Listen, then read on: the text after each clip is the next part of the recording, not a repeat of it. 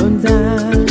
Ta hát vang ngàn lời ngợi khen Thiên Chúa, khúc thánh ca băng qua buôn làng gần xa.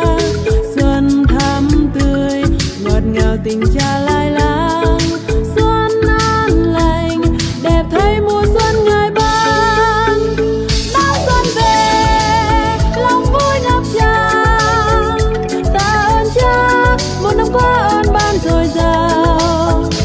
Kính khen Ngài vụ cụ mùa xuân, cúi xin Ngài bằng một năm mới trong bình an.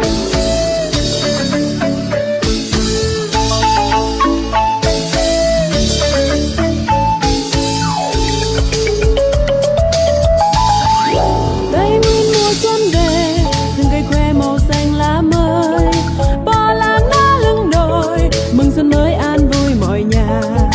Bao cánh hoa rộn ràng tỏa hương khoe xa, tiếng suối ngân nghe như điệu nhạc bay xa. Chim líu lo nhẹ nhàng lượn bay đây đó, gió rì rào cười như đồng thanh hoa ca. Cây nguyên mùa xuân về, bình yên quê nhà trong nắng ấm, bao em bé tươi cười mặc áo mới reo vui rộn ràng. Ta hát vang ngàn lời ngợi khen Thiên Chúa, khúc thánh ca băng qua buôn làng gần xa. Xuân thắm tươi ngọt ngào tình cha